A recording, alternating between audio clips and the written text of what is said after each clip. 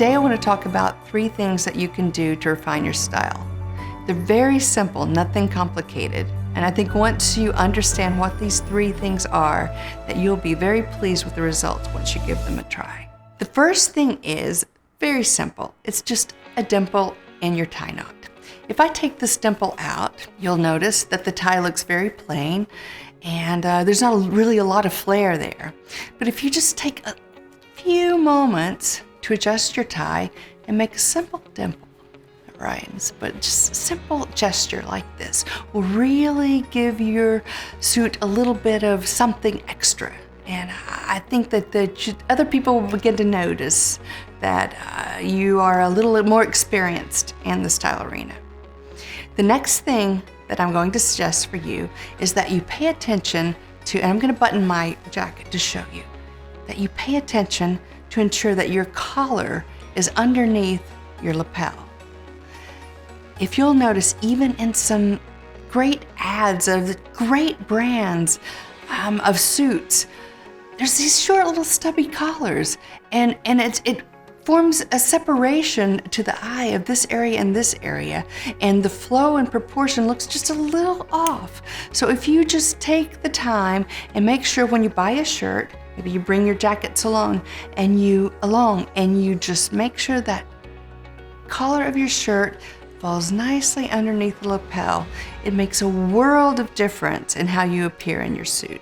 An exception to this rule of making sure the collar is underneath the lapel is when you have a club collar, or you have a collar with a collar pin, or you have a button up underneath the collar to secure the collar up against the fabric.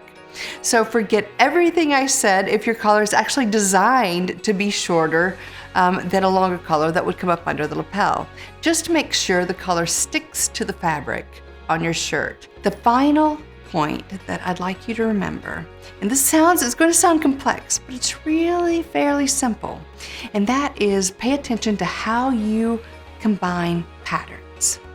Okay, there's a rule that really started with the study of aesthetics, and it said that when you have different patterns, you have to make sure they're the same size. So I'm going to demonstrate.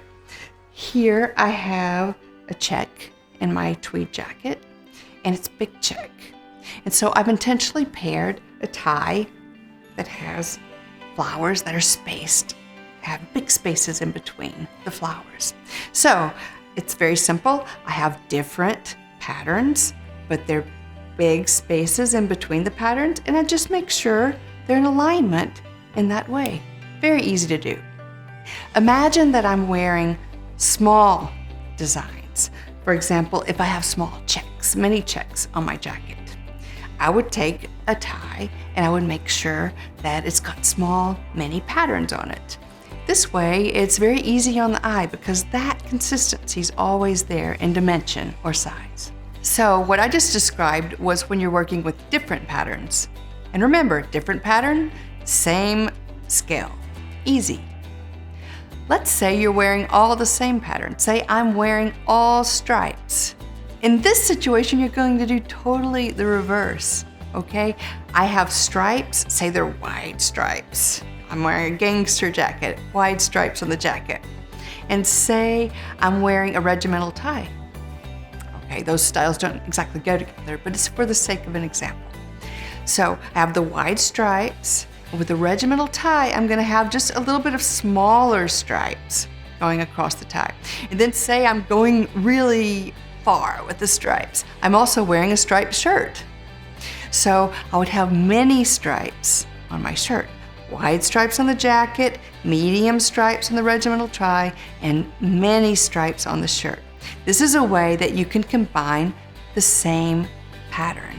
So the aesthetic rule is same pattern, different scale, different patterns, same scale. It's not so complicated, and I hope you give it a try.